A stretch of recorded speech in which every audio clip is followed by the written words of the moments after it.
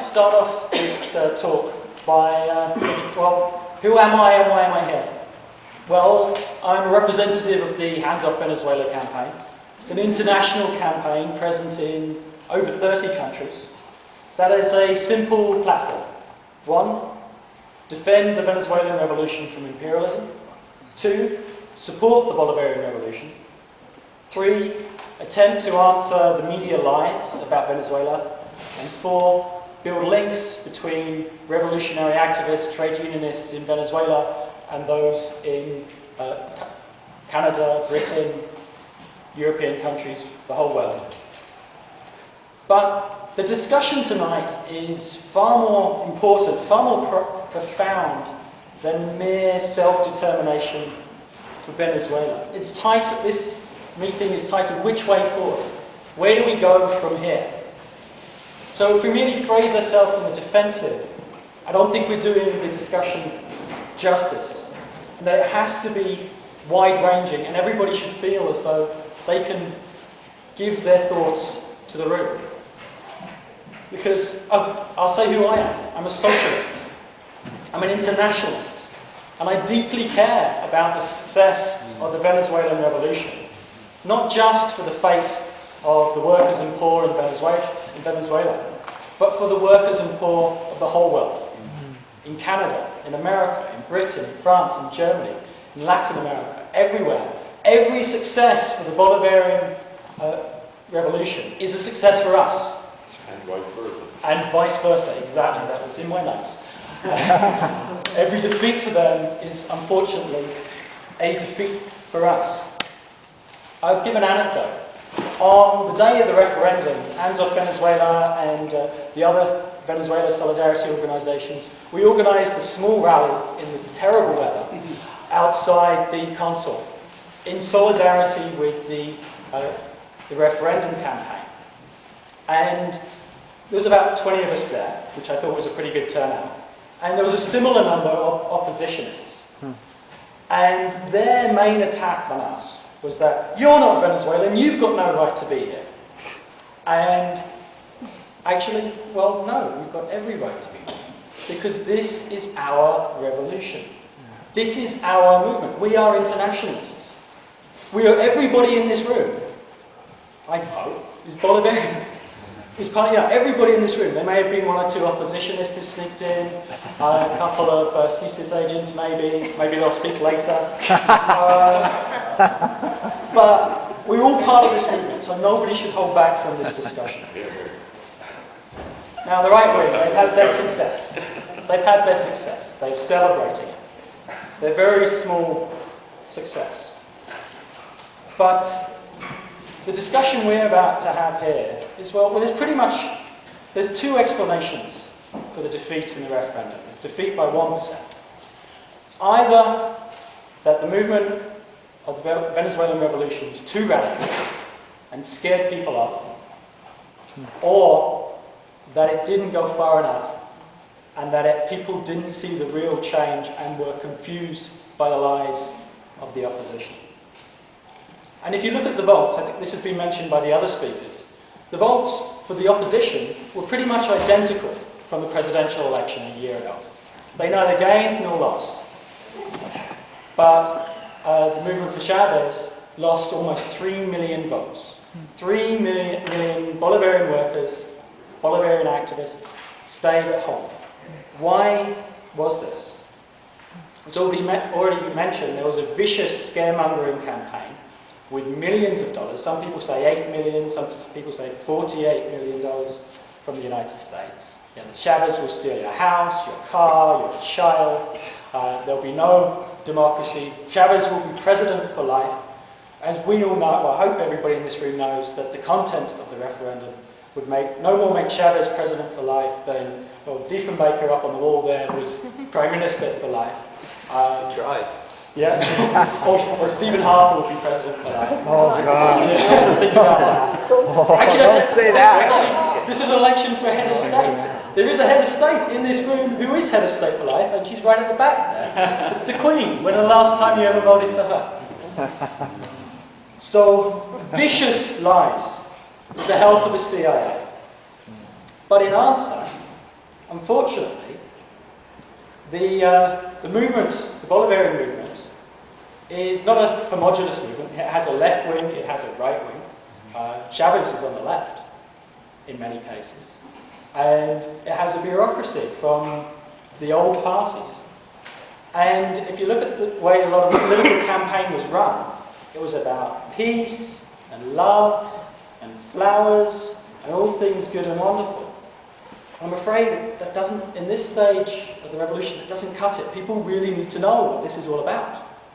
And yes, the lead activists know, but the mass of the people, unfortunately, don't know, and they were afraid by all the lies that were not answered.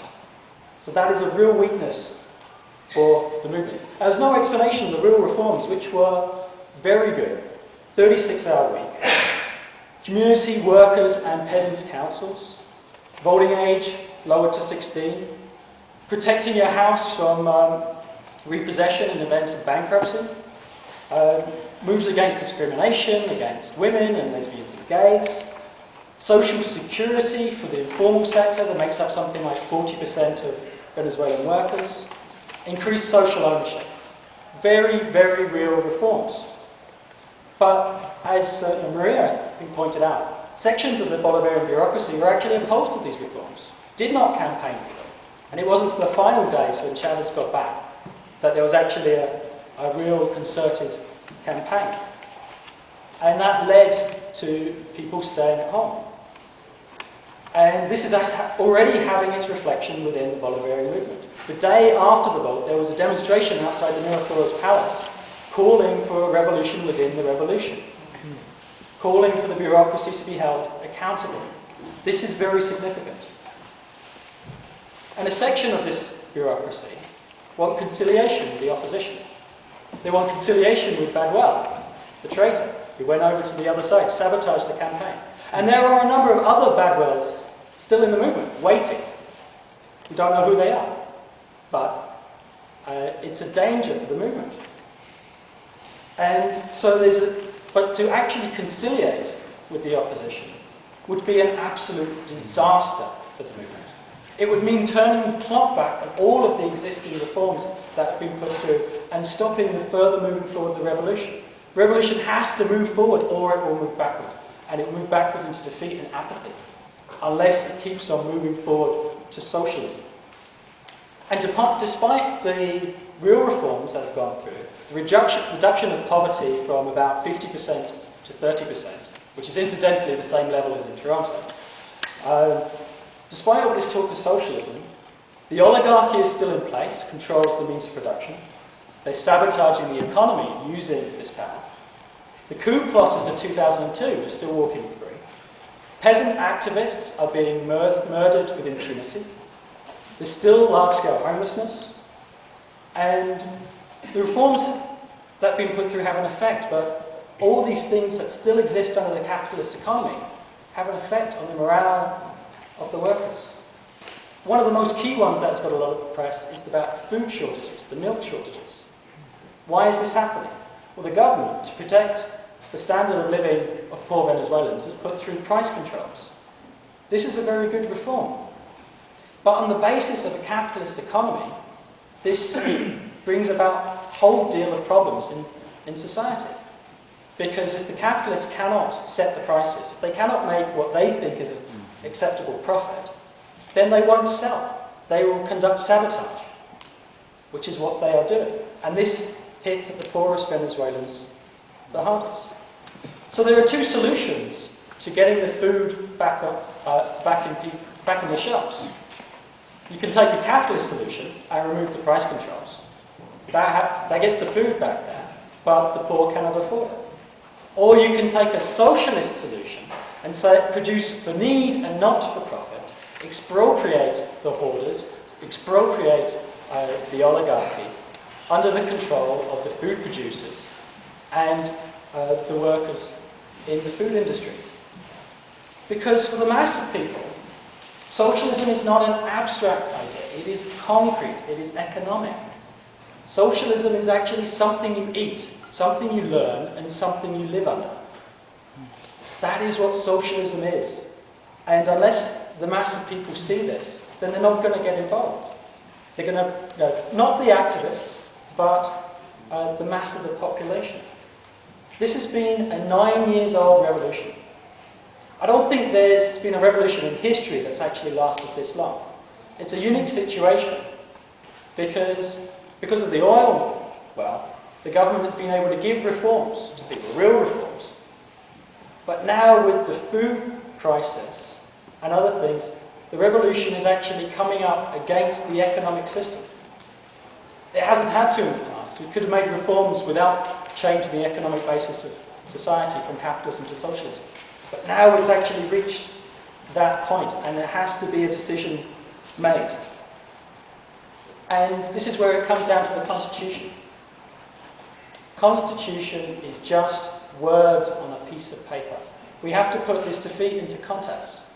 Actually, the most important poll was not the actual vote, it was the demonstrations 2 days before the vote. The opposition could barely get 200,000 out on the streets, but the Bolivarians managed to get almost 1 million. It's a 5-to-1 ratio. That is the one that is key.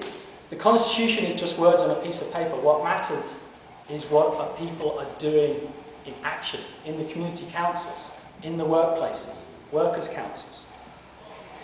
And this is what is key. At the back of the room is a fantastic documentary on sale called Novo Varat. Many of you have seen it. And there you see the workers of Sanitarius Maracay who are trying to take over their factory and have it nationalised under workers' control, 100% nationalisation. And they're fighting the boss, but one of the main things that's actually stopping them from succeeding is actually the bureaucracy in the state, the old Fourth Republic state that has anointed itself with Bolivarian oil, put on a red shirt and a red cap. And these are the people that need to be purged from the movement. Control from the bottom up is key. We need to put all power to the community councils, workers' control, peasants' collectives. This is the future of the revolution. To make the United Socialist Party the democratic tool for the rank and file to actually make the change, to actually move towards socialism. We need to turn this defeat into a victory. And more importantly, I started this talk about saying that I'm an internationalist. There are amazing lessons for us in Canada from the workers and poor in campesinos or Venezuela. There's the same bureaucracy that exists in the Canadian unions and in the New Democratic Party leadership. Workers in Canadian manufacturing industry are facing a crisis, mass shutdowns, loss of jobs. They can learn from the workers of Venezuela that when this happens, the workers of Venezuela occupy their plants and demand that they're nationalised to save their jobs, save the communities. That Venezuela has international significance. And this is the message that we need to take home. That, in the words of Hugo Chavez, the best way to defend the Venezuelan revolution is to build the conditions for revolution in our own countries. So I'd say to everybody in this room, do everything we can to defend Venezuela, but do everything we can to spread that revolution around Latin America and here in Canada. Get active and build it now. Thank you.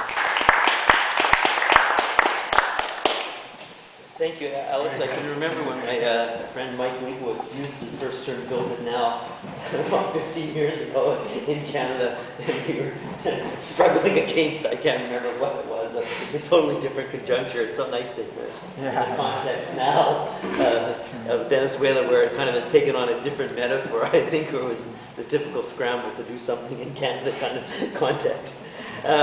Thank you all for the presentations. I think Alex and the panel have kind of brought us to the point of discussing the referendum, particularly the difficulties of escaping from underdevelopment, the escaping from neoliberalism, the escaping from the prisons of 1917 and 1948 to try to move on, and the referendum being seen as part of that context. So we'll open it up for discussion. We'll take 3 or 4, half a dozen questions at a time, and then widen the discussion from there. Yeah. I heard about the food shortages in Venezuela. I did not experience them. I did not see lineups. I did not myself find it difficult to buy food. People didn't complain about this in my presence. The government does have ways of dealing with this. It does have its own network of supermarkets that sell in poor neighborhoods. It has its own distribution network and imports food directly. So I think that the food problem is sort of like a warning shot from the oligarchy about what they could try to pull. I did not have the feeling that the crisis was upon us.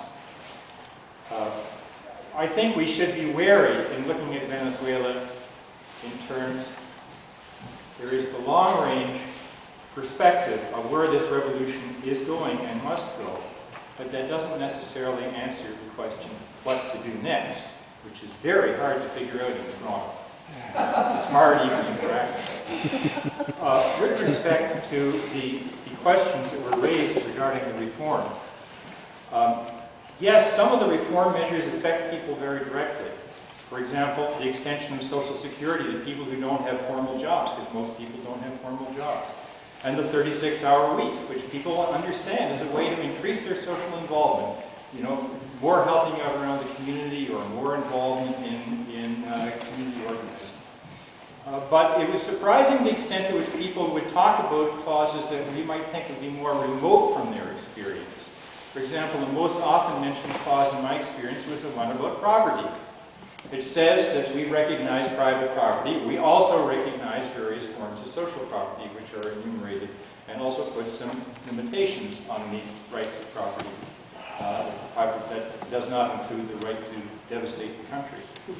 I heard questions raised about the banks. One of the provisions of the Constitution is to put the bank under direct government supervision. People associated that with the credit crunch. We saw one piece of graffiti. And the stoppage in the banks, the money belongs to the people. This at this moment does not, as far as I can see, take the form of a demand for nationalization. In fact, I did not see generalized demands for nationalization, period. Including when I looked around for little left sheets circulating around, I found them, but they didn't say that. But there is a big process in Venezuela of making credit freely available to the people, circumventing the banks, and bringing the bank under government control would be a way of pursuing that.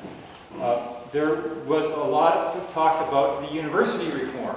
The students should have an equal vote with the faculty in running the university. And of course with the support staff. They all work together. That was the proposal. And with, of course, the community councils. We met a cleaner in City Hall. City Hall is a big open area in the center of it with, surrounded by buildings. And she says, the way it is now is you've got some problem with City Hall. The office there refers you to there, that they refer you to there, they refer you to over there, pointing around the courtyard. You never get it resolved. But you see, with communal councils, we don't do that. We resolve it ourselves. It's true, they have power. They have budgets and they have power to enact. And that's why, to answer the other question, some of the mayors are a little upset about this. It's because it involves people directly in the exercise of power rather than simply through the municipal administration. So that's what I have to say. Just one more detail if I could. Sorry, I don't want to take too long. But I was very impressed with the Chavez maneuver to isolate Uribe in Colombia. I thought he did a lot to make it much, much harder for Uribe to act as the agency for imperialism in attacking Venezuela. Opinions may differ on this. But one thing we got to remember is that Venezuela's got to be defended in Colombia and in Bolivia and in Nicaragua and in the other countries, and that's in Iran too. And that's why it is rational and necessary for Chavez and the revolution as a whole to give a lot of attention to international questions. The reform was definitely very important because it would have brought these economic measures to tame the economic power of the oligarchy. I don't know how to stress to you the power that the elite in Venezuela has, because it is a power that goes back many, many centuries and many, many decades. and it is very, very strong. So it's not enough for a government to win political power. The government also has to obtain economic power. And that really what was happening with the reform. The elite knew this. The powers that be, those that control the finances industry of Venezuela, they knew very well, my God, if this reform gets in, first of all, we won't have the central bank. We won't be able to manipulate the central bank. That means the monetary policies of Venezuela. Do you know, the central bank had no accountability. The president of the central bank is accountable to no one. And this is what this reform would have done. It said, oh no, the monetary policy of the country was going to be now accountable to the assembly, to the parliament. This is really very important. A law against monopoly. There are laws against monopoly in Canada, but God forbid that a Latin American country should also have a rule such as that. So the elites knew, but that wasn't the issue. That was not what they were conveying. They were not discussing this article by article. The people were. And so when Suzanne and John speak to the ordinary people, they would tell them an article so-and-so, an article so-and-so, because they were reading it. But that wasn't the campaign. The campaign is to bring down this government and bring down Chavez. And I have to tell you, this is about Chavez. This is very much about Chavez because they want him dead or out of there. And why? Because he is the catalyst. None of these things would have happened. He would not have opened the door to the people. Now the people have the reins and the councils and they do all of that, and it's the grassroots, and that's wonderful. But believe me, that wouldn't have been there without President Chavez. So they have to bring him down, and they're trying to bring him down in all these different ways. So the reform, you know, it's funny because some of the people were talking to Suzanne and John, you know, they talk about private property. Why? Because this was the bombardment that they were getting. This was really, you know, all this false stuff about how this government that has given so much, that has given millions and millions of microcredits to women, to workers, to campesinos, that has given land, the first land reform ever in Venezuela, this government has given. So this is a government that has given, and yet the lie is put out there. This is a government that will take away from you. So these you know, concerns that you're talking about, really the concerns were the ones that were out there, the lies that were being thrown out to people, rather than, oh, let's discuss this nice and seriously. The geometry of power means that the president was going to be able to zero in on certain areas of the country that had been greatly neglected. And that's why he wanted several vice presidents who would take care of the endogenous development of all these groups. And also Venezuela taking possession of its seas, you know. This was also very important. It's theirs, but in the Constitution, this would make it very important. But I come back to Canada, and I just want to end on this. Paul has said something really important. You know, why there are so many, you know, powers that be in Canada that really don't want to know about Venezuela, that are really against it. And I will ask you this question. Who owns the natural resources of Canada? Who owns the oil and who owns the water? And there you will have the answer. Alberta has the oil. There are some taxes that go to Alberta, and there are even less that go to the rest of the country. But the whole oil industry in Canada is looking with horror as to what Chavez has done. Because whereas Chavez has taken for the first time in Venezuela's history, the oil money and spreading it around, it's not happening here. It's not happening here. And there's another more important thing, and it's called the tar sands. There are only 2 countries in the world that have tar sands, and that is Canada and Venezuela. So follow the money and realize that Venezuela is giving a very, very bad example to Alberta and to Canada, because Venezuela is saying the oil belongs to the Venezuelan people. And I think as Canadians we should also say that the oil and the water because that is something that's huge that Canada has, should also be, there should be some accountability, at least to Parliament, to the people of Canada, as to what happens to the resources in Canada. And so I think that that call is something that's going on there behind the scenes. And to end up, I do want to address the gentleman in the back who has someone in his family who is in the opposition. Well, welcome to the club. Venezuelan families are divided. Half of my sisters are with the opposition and the other half are more Chavistas than Chavis.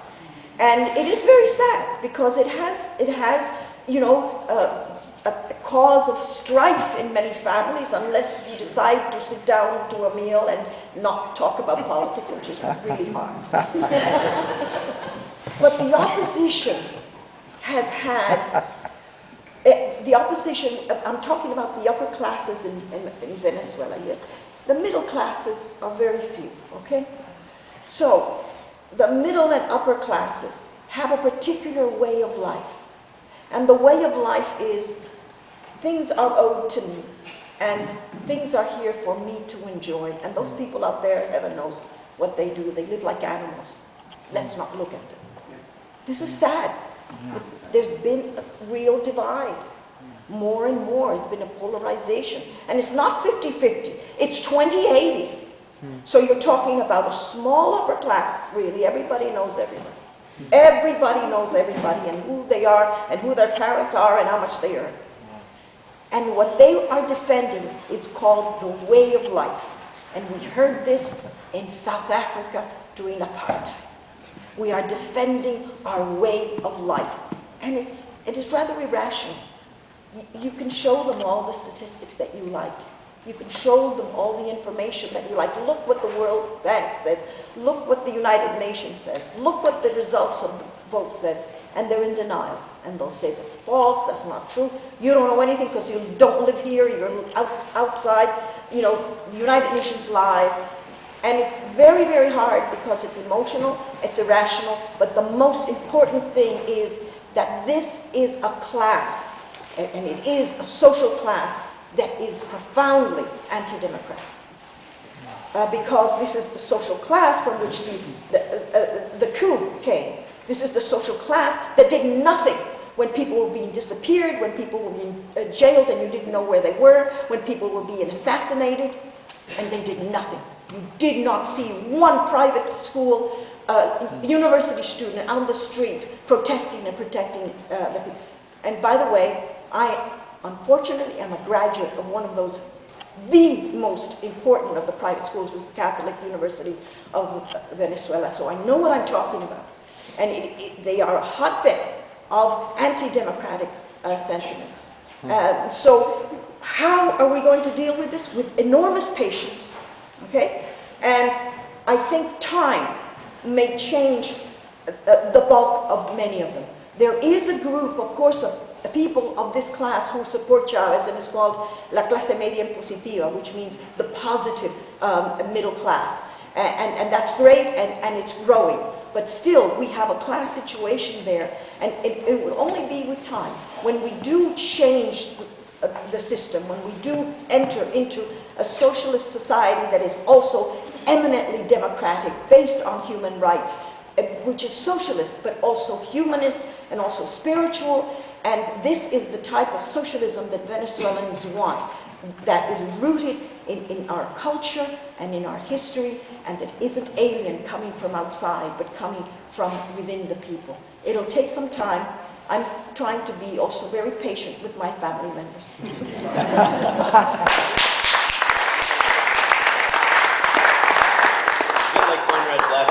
His thievery as his way of life. We had to listen to that all. Yeah, let's pick up from where Maria ended, right? Which is the opposition and the class, right? Some people say that Chavez came to divide Venezuela. Well, he called on it. There's a class struggle, you know? So that's really what's happened, right? And people just woke up to it, right? And as clumsy and fragmented as the Venezuelan opposition has been, something that I consider positive about this referendum is that it put him back into the scene. We do need the whip of counter-revolution to react, right? And that's something positive that's happened. People have reacted and realized that it's not all, it's not a walk in the park really, and that there's a lot of work to be done, right? But as she said, it's really difficult to sometimes, have a reasonable dialogue with these people when they live in denial, not just of what so many, world institutions like the World Bank, for example, or the United Nations say, but, to reality in Venezuela. Some of them don't even accept that there have been some considerable social gains, right? So it's hard to kind of come to terms with that. So in terms of your question, I'm not sure if you're listening right now, but of how to bring facts and research, I think one way is history, right? Looking at history in Venezuela, there's a major covert operation right now, and basically they're executing plans and strategies that they use in other parts around the world in the past 50 years. For example, they have the sabotage to the economy, right, which was used in Chile in the early 1970s, right? So there's scarcity of goods, there's inflation, there's speculation, right? And there's attacks on the vulnerable sector. So you'll see the campaigns against that. So you can point that out, for example. And there's the student. I know that history. Exactly. So that's just an example. But Eva Gollinger has made a really good job at looking at declassified documents from the U.S. government, right, and really pointing out the evidence on how it's involved. Saying the CIA is there is just a very general way to point fingers, right? Because there's plenty of mechanisms. The National Endowment for Democracy, the International Republican Institute, the Democrats have their own, etc. And they just funnel millions and millions and millions of dollars. And they don't direct it to the Venezuelan opposition parties because they are very weak. They're endangered species, right? And there's been formations of new, weaker parties, but quite radical ones, like Primero Justicia, right? Who have, small, they have power in municipalities, right? So looking at those documents is a good way to point it out, right? It's really going to the source. There's a couple of her books about it. The Chavez Code was the first one, and then recently she came out with one, I think it's called Bush versus Chavez. So that's a good way to do it, right? And history is the other. I wanted to point out one way that the imperialists, to put it that way, are using to destabilize Venezuela, which is very delicate because it also touches certain nerves on people who may be in support or not of the process, but that really leads them away from the realm of rationality, which is crime. Right? There's a constant campaign, right, to really say, Chavez is talking about war against imperialism, yet no, there is no war on crime. Crime is taking over, right? And you can reason it out. Crime is a structural problem. It's not unique to Venezuela, but to pretty much everywhere in let's put it in the developing world, to use that term. And in Venezuela, it's bred because there is an economic boom that is not just in the oil sector, but there has been a democratization of credit. There has been, investment in social programs. There's been all kinds of plans to diversify the economy, and that has meant a greater circulation of money, right? And since there is no police body that is able to target that problem, right? Because there is 120 police bodies really. It's hard to really, when they will, because they will, touch on the power that they have, there will be problems, right? And these are very corrupt bodies, not as a whole, but there is individuals with decision-making power that are there, and it's hard to remove them, right? So this is a very thorny issue. And it hasn't been able to be solved. There is a project to create a national police, but you could do as Uribe does in Colombia, just pouring the military in every town in the country, and just use repression to stop crime. That could be a way, but that is not the socialist way, certainly, right? So it takes time. You really need to prepare people to solve this problem. And I could give you all these reasons. I can reason it out. But what if it was your relative who got killed yesterday for his expensive watch to be robbed, or maybe not anything special, maybe tennis shoes, whatever, right? It's not that easy to come to terms with it, right? You really, when you're in pain, you don't. Okay, so that's that. I want to also touch on, I don't have much time, but on the fourth engine, right? So Maria mentioned the territorial reorganization. Beyond that, the importance of this fourth engine, the new geometry of power, is that it's really effectively transferring power from the bureaucracy to local community governments, right? So there is a proposed structure of communal councils that make up for communes, right, which are greater territorial areas, which would make up to for communal cities, right? So there will be a network of cities, and that would really replace, municipal bureaucracy.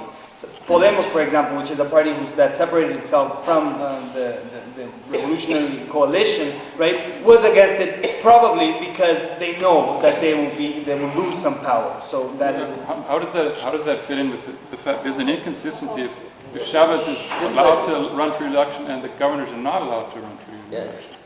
Let's just take this So out. to end that, I just believe that in terms of the content of the reform, that is one of its main aspects, right? And enabling the explosion of communal power, of popular power, and making it the direct democracy possible, right? It's a lot. If there is corruption, it's a lot easier to really go and after your neighbor who you personally know and demand answers, right? Well, if you go to a government office, knock who knows how many doors, you unlikely will get an answer, right? These are very difficult filters to overcome. So that is a way to create checks and balances.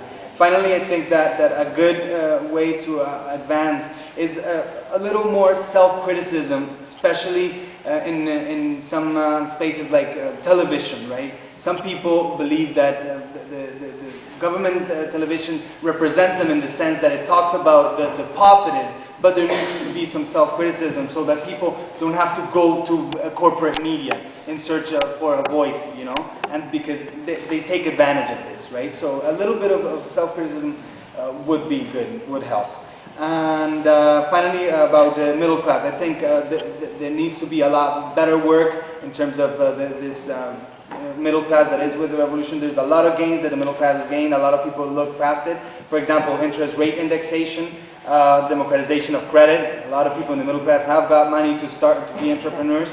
And if you want to get a car, you have to wait 3, 4, 5 months before you get your car. And not to mention jobs, education, etc. Because we do actually want to get a lot of good debate going, so I'd encourage my other panelists to keep it short when the next round of questions come. But I'd like to answer the question about the labour movement.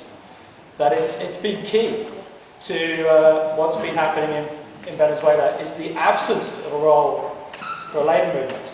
And unfortunately, there's a very clear reason for this, and that reason is sectarianism.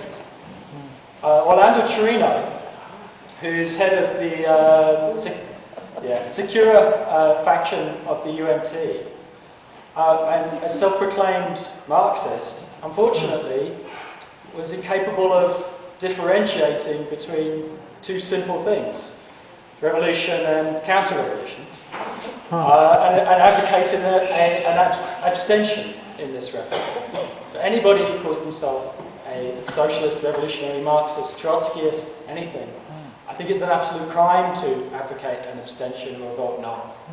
It's very clear that a victory for the referendum, a yes vote, is a vote for moving forward the revolution, a vote for socialism, and a vote for no. Well, you need to know, the bankers and capitalists behind the US State Department. They know how to make a good investment, and they put their money behind no for a very good reason. The fact is, unfortunately, the trade unions and the labour movement have not played the role in the Venezuelan revolution that they should have. We have to be frank about that. And it's not as if it hasn't been the opportunity. I think it was in 2005 that after the nationalisation of Inverval and Benapal, that Chavez identified, I think it was 1,100 factories that were either shut down or underutilised, and how that they should be taken over by the workers and and be models for workers' control.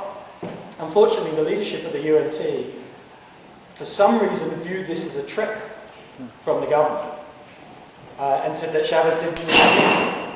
Well, the way to find out whether Chavez has really meant it is to organise it in practice. And if the workers had gone out and organised these factories, then workers' control and nationalisation would be playing a much more prominent role today. Thankfully, there are people doing this. There's Fretico, the Revolutionary Front of Occupied Factories, who are uniting the workers in this struggle. There's also my pronunciation's probably going to be awful, but the Ezekiel Zamora Peasant Front, Revolutionary Peasant Front, who's uniting agricultural workers in this movement. So this is something for the future, but as I said, constitutions are just a piece of paper. People have actually got to do the work on the ground to make the difference, and then make the laws reflect reality, rather than make reality reflect the laws. Louise is going to pass around the hat to cover some of the... My friend Hans Modlik raised the question of Cuba, and rightly so. We met many Cubans in Venezuela. They did not talk about politics, they talked about their work, and their work is highly esteemed by the Venezuelan people. And there is a great deal of cross-fertilization going on between Cuba and Venezuela. One aspect that was not discussed tonight was that there was a great deal of right-wing violence in the course of the referendum campaign. Three Bolivarian workers were lynched by right-wingers in the course of the campaign. There were also threats of a coup, and there was also the silence on a willingness to recognize the outcome of the vote. That gives you a hint of what the right-wing and imperialist agenda is for the country. And in that sense, I would just like to repeat what was said by Paul on the urgency of us joining to break the silence on Venezuela and get out the facts on Venezuela. And in that sense, sign up for the Hands Off Venezuela list at the back of the room. Sign up for the Venezuela We Are With You coalition list. Best of all, sign up for them both. And we will continue, all of us, to work together in this common project. Well, I think the Venezuelan people have won many, many things. Great achievement of the Venezuelan Revolution. Even this defeat has shown the world that Venezuelans are not violent people, that we have excellent electoral institutions, that our election was transparent, that the people who carry out the elections did it in a very efficient way, and that the president, Hugo Chavez, is a Democrat, and he stood and he accepted what the voters had said. And I think that's really important. It's really important for the world to know this. But I do want to say that the Venezuelan Revolution is a socialist revolution. It will be a socialist revolution, but it will be a new one. It's one that there isn't a blueprint, that there's no map, but they are building it. And they are building it one by one, communal council by communal council, shanty town by shanty town, Indian village by Indian village, but they are doing it, and it's going to take time. I know it's taken a long time, but why? Because it's firmly based on human rights. I stand before you as someone whose family had members jailed, disappeared, killed, tortured, no human rights. And those were the 40 years before of supposed democracy. This, the Venezuelan Bolivarian Revolution, is socialist, but it's based on human rights. We have never had a constitution such as this that talked about not only the civil rights, but also the social rights. So it is called La Revolución Bonita, and I am very happy to stand up here and say, I support La Revolución Bonita, which is the pretty revolution, where yes, we have not had bloodshed. Thank God we haven't had the bloodshed of other revolutions, historical revolutions. And the bloodshed that we have had is the bloodshed that has been shed by the opposition, by the 100 or so peasant leaders that have been assassinated, by paramilitaries that have been given money by the oligarchs in those areas. So I stand before you as a supporter of a revolution that is socialist, but it is humanist. It is also spiritual, And it is rooted in our indigenous peoples and also in our own culture. It isn't here, I don't want to repeat, or I would say I don't want to espouse what Zapatero said at the meeting, where he smiled with a smirk on his face and said, oh, even Karl Marx is European. Well, excuse me, our revolution, yes, may take from some of the historical people and men such as Karl Marx, who was a great thinker, but that isn't the only one, and we are not Eurocentric, and we're not going to repeat what has happened in the past. We're going to create a new revolution, and it will take time, but I prefer that if it means that we are also going to respect human rights, and we're not simply going to get rid of people along the way. That's why I give them time, but at the same time I say to the government, as we say, pónganse las pilas, you know, don't be naive and realize that the opposition has an enormous power and an enormous capacity to campaign with lies, and so the government has to be prepared for this. But more than that, the people do, and the trade unions do, and they have to be the ones to tell the government where to go. Thank you.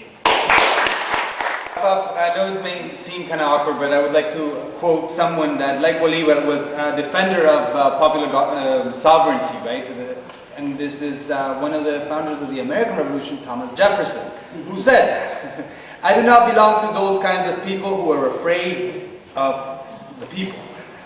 The people, meaning the poor, and not the rich, are our support in our permanent struggle for freedom, right? So this, I hope, just like it is a guiding inspiration to Venezuelans, right, to fight for the underprivileged, and definitely, certainly, and obviously, President Chavez has been at the forefront of this all over the continent and beyond the hemisphere, corresponds to that in North American historical context. Thank you. I think one of the reasons there was such a fantastic turnout today was that people understand that this isn't just the same old, same old. Venezuela is a revolution. And the reason it is a revolution, it's actually, there's an idea-bright guy whose name has been dragged through the mud by people speaking in his name. And I know Paul knows who I'm going to say. It's Leon Trotsky, who explained that a revolution at base is when the mass of the people get involved in politics. Normal times, politics isn't done by people. Politics isn't done by workers. Politics isn't done by peasants. Politics is done to the people, by men in suits, lawyers, doctors, politicians, experts. The lesson of Venezuela is that the people themselves have said no more. We want to control our own destiny. And that's the beginning of a revolution. It's not the end. By any means, it's not the end, and Venezuela is not over. And the revolution is not safe and secure from its enemies by any means. But this idea that you can actually get up and fight and win and make change in your society, this is why we care. And one reason that we know how important Venezuela is, well, you can bet the capitalist class, our enemies, they know how important Venezuela is. They have to crush it. So I think Paul raised an excellent point that we need to take an offensive now, especially on a media level, and answering the lies and the distortions against the Venezuelan revolution. We need to get all of the solidarity activists together and make a concerted effort to answer every single one as much as possible so they cannot get away with it with impunity. And that way we will do our bit here, and we'll also do our bit to educate the Canadian population on what is really happening and what they can do in Canada. I'd like to thank everybody for coming. Sorry that Greg Wilbert wasn't here, but we still have plans to bring him, and he said he is coming to speak about his book sometime in the new year, so we'll have an opportunity besides the other meetings that are organized by the coalitions to speak about and think about Venezuela. Thank you. Thanks, Greg.